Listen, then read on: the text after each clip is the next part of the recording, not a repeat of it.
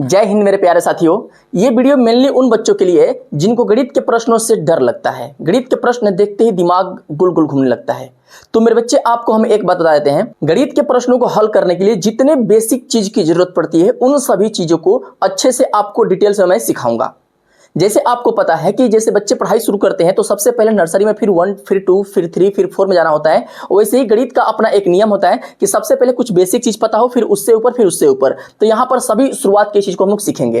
तो चलो करते हैं शुरुआत बिना किसी देरी के। सबसे पहले हम ये जानते हैं कि अंक क्या होता है। वैसे अंक जो होता है बच्चे ना, इसको गणित की आत्मा बोल सकते हो, क्योंकि पूरे के पूरे गणित में जितनी भी चीजें होती है सब इसी पे बना होता है। ये छोटे से जो अंक है ना, अंक जानते हो 0 से लेकर के 9 तक को अंक बोला जाता है। 0 से लेकर के 0 1 2 3 4 5 6 7 8 और ये 9, ये जो 9 है ये अंक इन्हीं को बोला जाता है। इसकी टोटल संख्या आप देखोगे तो 10 प्राप्त होगा। 1 से लेकर 9 तक 9 हो जाएगा और 0 को मिला दोगे तो 10। टोटल अंकों की संख्या मेरे बच्चे 10 होती है। ठीक है, इन्हीं 200 को मिलाकर के पूरी जितनी आप गणित का अध्ययन करोगे ना, पूरे कंपटीशन में, पूरे लाइफ टाइम में, वो सब के सब इन्हीं के 200 के सहयोग से बना होगा। इसके अलावा और कोई नया चीज नहीं लगता उसमें।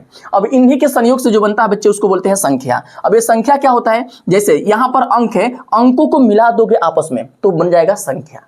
जैसे देखो, मैंने अंक मिला दिया क्या, 0 5 या फिर 1 6 8 7 9 6 0 0 100, ये सब क्या बन गए, संख्या हो गए। ये सब के सब संख्या हो गए। ठीक है ना, इन्हीं को हम बोलते हैं संख्या, यानी कि अंकों के मिलन से या अंकों के संयोग को संख्या बोला जाता है। 2 या 2 से अधिक अंक मिल जाएंगे ना, वो संख्या हो जाएगा। यहां पर वही चीज हो के संख्या क्या होता है। तो संख्या का परिभाषा अगर आपसे पूछे कि संख्या क्या होता है, तो आप बोलिएगा 2 या 2 से अधिक अंकों के सहयोग को, अधिक अंकों के समूह को, अंकों के समूह को। ठीक है बच्चे, अंकों के समूह को हम लोग क्या बोलते हैं, अंकों के समूह को ना संख्या बोलते हैं।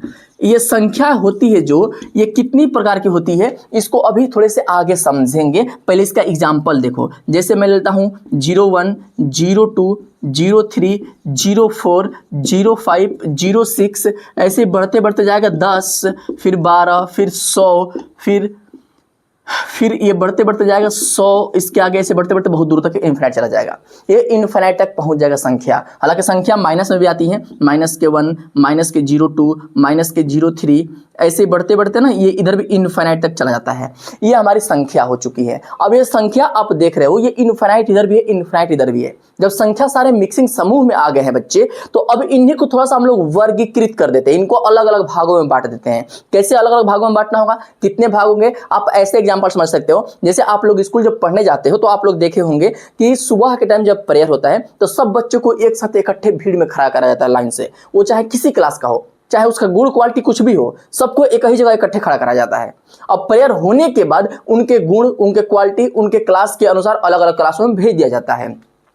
वैसे ही यहां पर संख्या है, संख्या सब इकट्ठे खूब है, मिक्सिंग है सब, लेकिन अब इनके अलग अलग सभी का अपना अलग अलग गुण है। इनके अलग अलग गुण के अनुसार इनको अलग अलग भागों में बांटा जाता है। जैसे 4 है तो इसका अलग गुण है कि किसी से कटेगा, किसी से नहीं कटेगा। 5 है तो किसी से नहीं कटेगा। वैसे ही यहाँ पर 6 है, किसी से कटेगा। 1 है, 0 है, माइनस है, इन सब का अपना अपना अलग अलग कुछ ना कुछ गुण है। अब इन्हीं अलग अलग गुण के अनुसार इनको अलग अलग भागों में बांटा गया है। अब ये अलग अलग भाग क्या होते हैं बच्चे, आप लोग देखोगे। सबसे पहले हम लोग जानेंगे इसमें कि प्राकृत संख्या क्या होगी, फिर प्राकृत संख्या, सम संख्या, विषम संख्या, पूर्ण संख्या, पूर्णांक। अब इसके बाद परिमेय, अपरिमेय, सभी चीजों के बारे में अध्ययन करेंगे। गहराई से एक एक चीजों को देखेंगे। संख्या के प्रकार में जो सबसे पहला प्रकार होता है बच्चे, वो होता है प्राकृतिक संख्या। ये प्राकृतिक संख्या क्या होता है बच्चे, गिनती की सभी संख्या को प्राकृतिक संख्या कहते हैं। गिनती की जितनी संख्या है ना, जैसे आप लोग गिनती देखे होंगे 1 2 3, मिनटल में पढ़े होंगे 5 6, ऐसे बढ़ते बढ़ते जाता है कहां तक, 100 तक जाता है भाई, नहीं,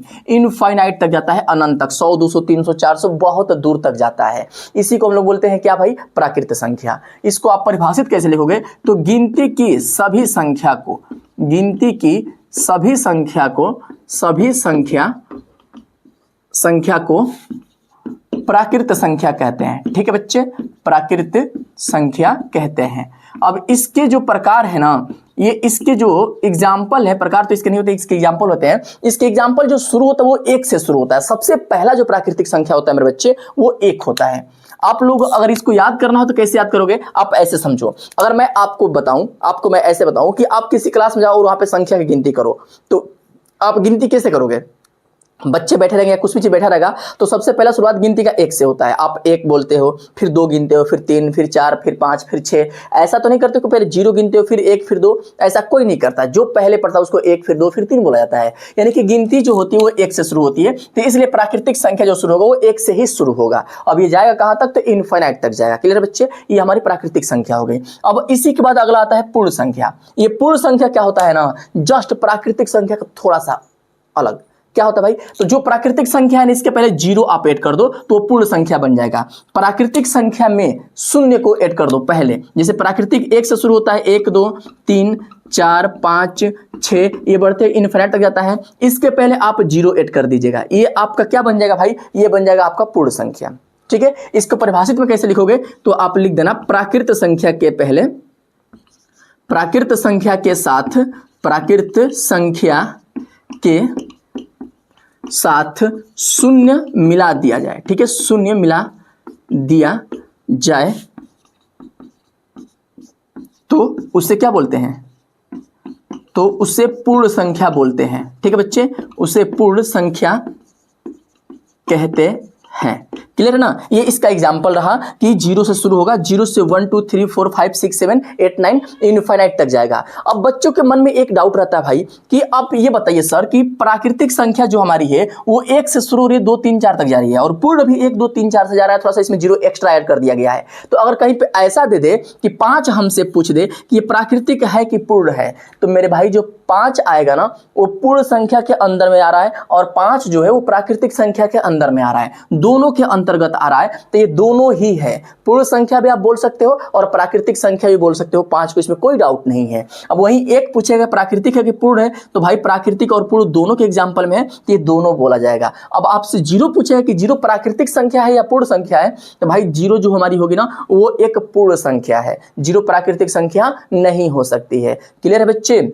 अब संख्या के प्रकार में से सबसे इंपॉर्टेंट प्रकार होता है बच्चे पूर्णांक। ये पूर्णांक क्या होता है इसको समझो। जैसे पूर्णांक है ना, आप ऐसे बोल सकते हो जो पूर्ण संख्या हमारी हो रही थी, ये 0 से लेके 1, 2, 3, 4, 5, 6, 7, ये डॉट डॉट इनफिनिट तक जो जा रहा था, 0 से पहले फिर आप गिनती की संख्या लिखना शुरू कर दो, 1, 2, 3, 4, 5, इस तरह से बढ़ते जाएगा इनफाइनाइट तक। लेकिन एक चीज करना, इसके पहले लगा देना माइनस। ठीक है, लगा देना क्या भाई? माइनस। यानी कि 0 के साथ गिनती की धनात्मक संख्या और 0 के साथ गिनती की ऋणात्मक संख्या आती है तो उनको क्या बोलते हैं भाई? पूर्णांक बोलते हैं। ये हमारा पूर्णांक होता है। ये इधर जाता है, पता है कहां तक?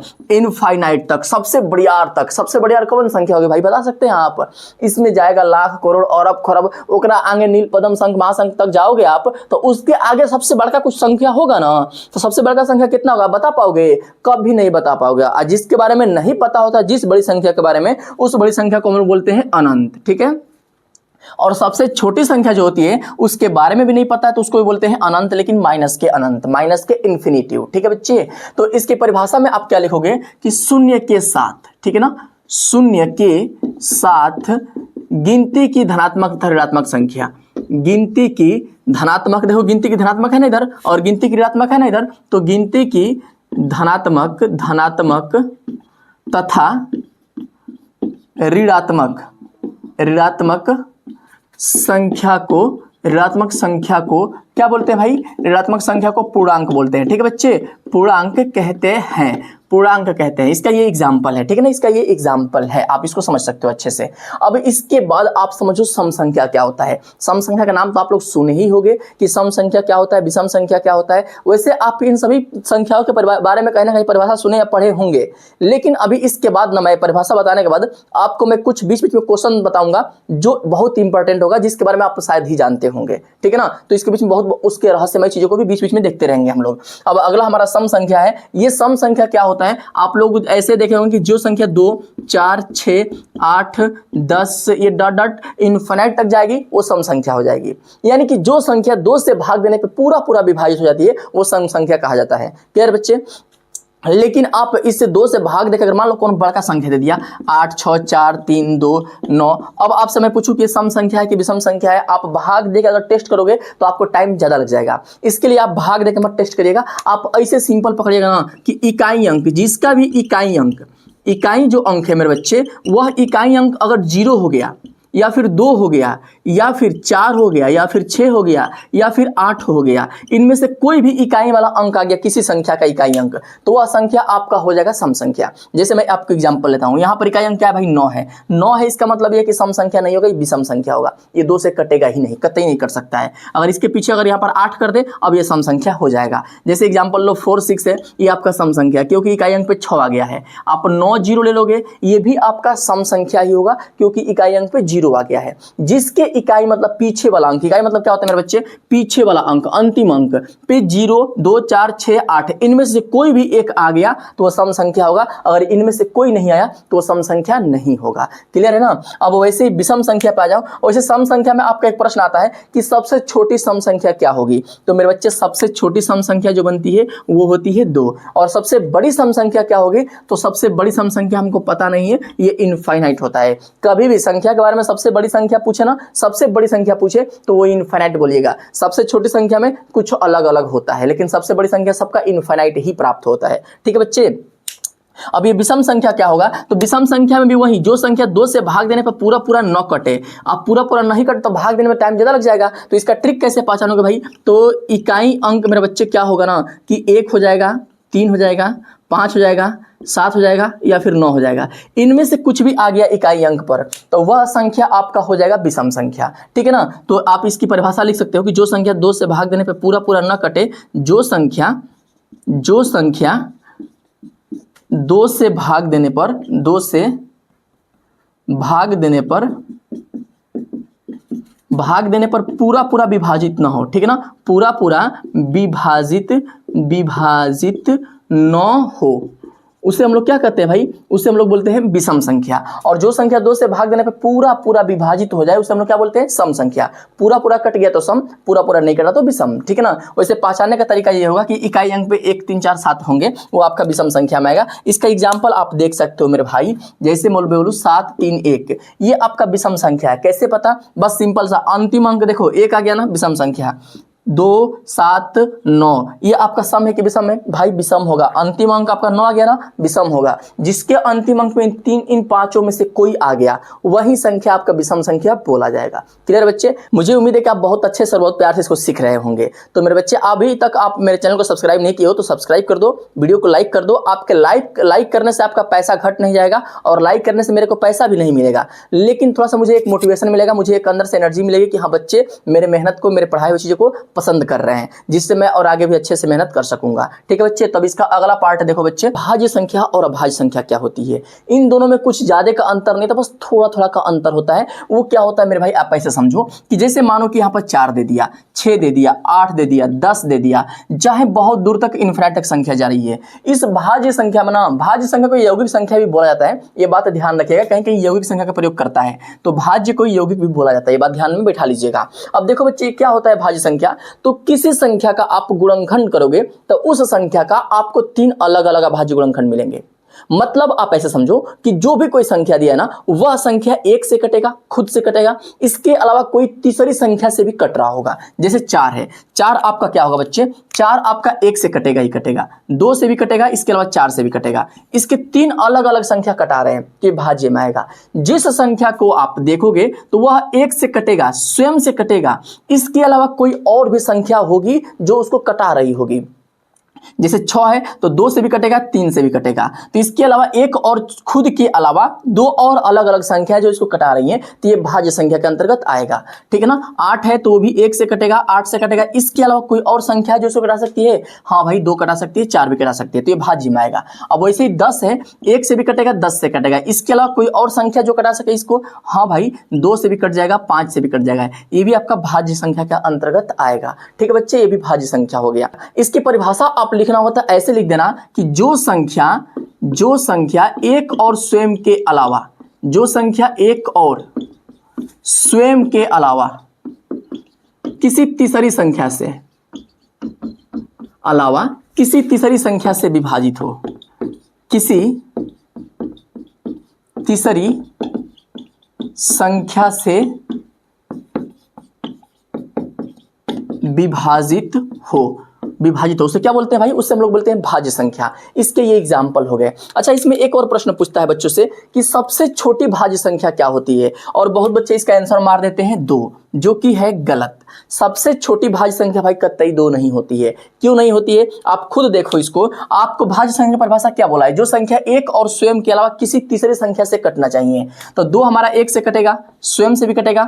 अब कोई ऐसा तीसरा नंबर बताओ जो इसको कटा सकता है। कोई तीसरा नंबर है क्या? नहीं है। और जब तीसरा संख्या जब तक नहीं मिलेगा तब तक भाज्य उसको आप नहीं बोल सकते हो, तो ये आपका अभाज्य में ही आएगा। सबसे छोटी भाज्य संख्या जो बनती है ना मेरे भाई, सबसे छोटी भाज्य संख्या आपका 4 बनता है। ये बात दिमाग में अच्छे से क्लिक कर लीजिएगा। सबसे छोटी भाज्य संख्या 4 होती है, और सबसे बड़ी भाज्य संख्या जो होती है वो इनफाइनाइट होती है, उसका कोई लिमिट ही नहीं है। ठीक है ना, उसको पता करना संभव नहीं है।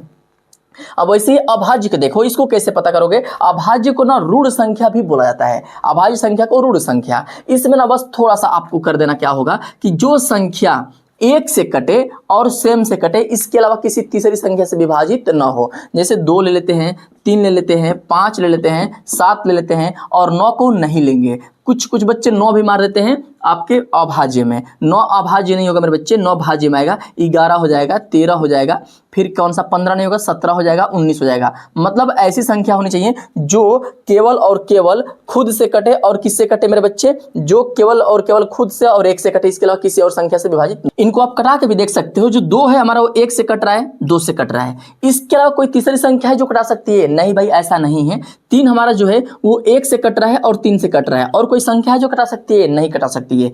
5 भी सेम 1 से कटेगा, 5 से कटेगा। 7 भी 1 से, और 7 से 1 से, और 11 से 11 कटेगा। 13 1 से और 13 से कटेगा। यही इनके अभाज्य हो रहे हैं बच्चे। ठीक है ना, इन सब के क्या हो रहे हैं मेरे भाई? इनके अभाज्य गुणनखंड हो रहे हैं। इनके अभाज्य गुणनखंड बस 2 ही मिल रहे हैं, 3 किसी में नहीं आ रहा है। सब में सिर्फ और सिर्फ 2 अभाज्य संख्या आ रहे हैं। कहीं पे आप पता करोगे कोई और तीसरी संख्या जो इनको कटा दे, आप नाक रगड़ लोगे ना, नाक रगड़ लोगे, लेकिन नहीं मिलेगा तीसरी संख्या आपको। सिर्फ और सिर्फ आपको 2 ही संख्या मिलेगा। ठीक है बच्चे, तो इसकी परिभाषा आप कैसे लिखोगे? जो संख्या एक और स्वयं के अलावा किसी तीसरी संख्या से न कटे। ठीक है ना, जो संख्या एक और स्वयं के अलावा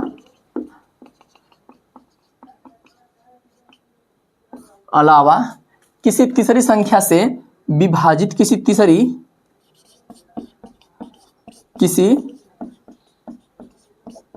तीसरी संख्या से विभाजित न हो।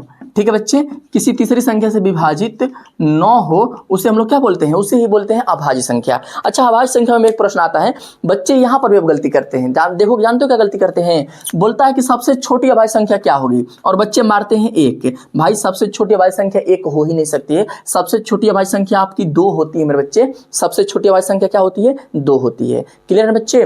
तो ये भाज्य और अभाज्य में मेनली जो अंतर रहा वो यही अंतर रहा कि भाज्य जो होता है वो 3 अलग अलग संख्या से कट सकता है, या 3 से अधिक संख्या से भी कट सकता है, लेकिन अभाज्य केवल और केवल एक और स्वयं के अलावा किसी संख्या से नहीं कटेगा।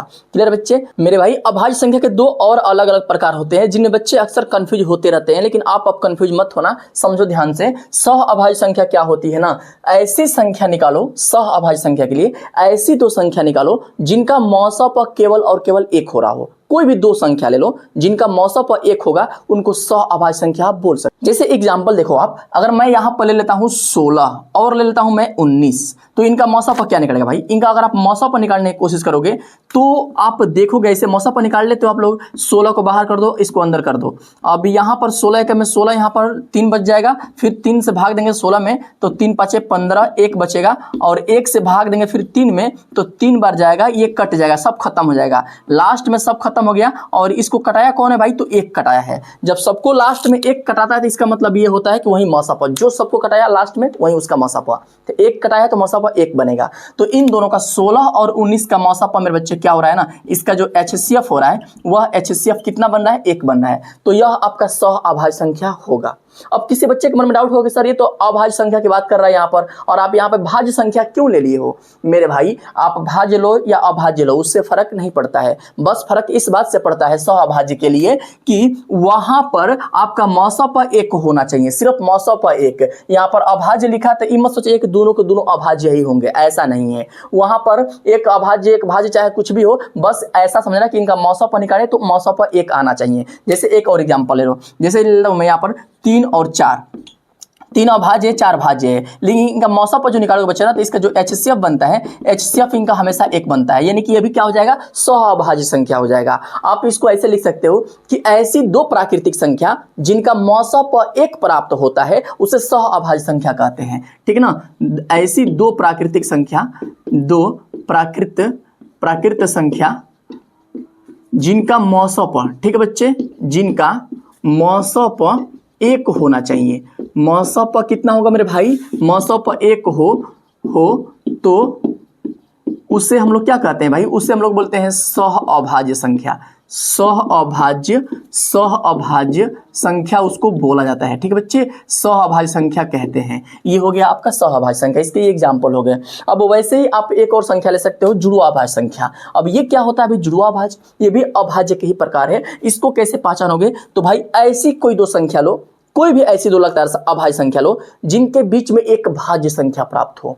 दो लगातार अभाज्य संख्या जिनके बीच में एक भाज्य संख्या। अब कहोगे सर ये कौन सी संख्या है, तो भाई 3 लेता हूं और 5 लेता हूं। ये बताओ 3 हमारा अभाज्य है, 5 भी अभाज्य है।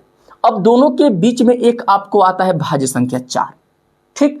तो आपको ऐसा ही संख्या लेना है, ऐसी दो संख्या जिन लगातार संख्या जिनके बीच में एक अभाज्य नहीं, एक बीच में भाज्य आनी चाहिए। दो लगातार अभाज्य के बीच में एक भाज्य संख्या आती है बच्चे, तो उसी दो संख्याओं को बोलते हैं कि यह दोनों संख्या क्या हो रही है भाई, तो जुड़वा अभाज्य संख्या हो रही है, ठीक है ना। तो जैसे और एग्जांपल ले सकते हो आप, इसका एग्जांपल लेना 11 और 13, इसके बीच में एक और भाज्य संख्या आती है 12, ठीक है। तो 11 और 13 आपका जुड़वा अभाज्य संख्या में आ जाएंगे। वैसे ही आप एक और संख्या ले सकते हो, कौन सा ले सकते हो भाई, 17 और 19 ले सकते हो। 17 और 19 के बीच में एक संख्या आती है 18, तो आपका आप देखो बीच में एक भाज्य संख्या आ रहा है ना, इसका मतलब ये है कि ये दोनों भी आपके क्या हैं, ये दोनों के दोनों जुड़वा अभाज्य संख्या बोले जाएंगे। अब इसकी परिभाषा आप कैसे लिखोगे, तो दो अभाज्य संख्या के बीच में, दो अभाज्य संख्या के बीच में मेरे बच्चे, दो अभाज्य संख्या के बीच में क्या होना चाहिए, तो बीच में एक भाज्य संख्या हो, एक भाज्य संख्या हो तो उसे क्या बोलते हैं मेरे भाई, उसे बोलते हैं हम लोग क्या, जुड़वा अभाज्य संख्या। जुड़वा अभाज्य संख्या बोला जाता है, ठीक है ना, जुड़वा अभाज्य संख्या कहते हैं। यही आपका इसका परिभाषा हो जाएगा। मुझे उम्मीद है कि मैंने जितना भी परिभाषा सिखवाया है ये सारे के सारे परिभाषा आपको अच्छे से क्लियर हो चुके होंगे, इसमें कहीं पे कोई डाउट नहीं रहा होगा। अब मेरे बच्चे आपको 2 परिभाषाएं 3 परिभाषा और बची हुई है, आपका परमेय संख्या, अपरमेय संख्या, वास्तविक संख्या, और इसके अलावा एक भिन्न भी है परमेय संख्या के अंतर्गत ही वो भी आता है। तो उन सभी परिभाषा को मैं अगले पार्ट नंबर 2 में लेकर आऊंगा। तब तक के लिए मस्त से इसको नोट्स बना के लिख लीजिएगा उस पर, और अच्छे से सभी चीजों को दिमाग में बैठा लीजिएगा, ठीक है बच्चे। और तब तक के लिए मेरे बच्चे, अगर आप लाइक नहीं किए तो प्लीज वीडियो को लाइक कर दो। आपके लाइक करने से आपका कोई पैसा नहीं जाएगा और ना ही मुझे कोई पैसा मिल जाएगा, लेकिन एक मुझे मोटिवेशन मिलेगा आपके एक लाइक कर देने से, और मुझे और वीडियो बनाने की उत्साह मिलेगी, एनर्जी मिलेगी, ठीक है बच्चे। और चैनल को सब्सक्राइब नहीं किया हो तो सब्सक्राइब भी कर दो ताकि आपको अपडेट मिलता रहे।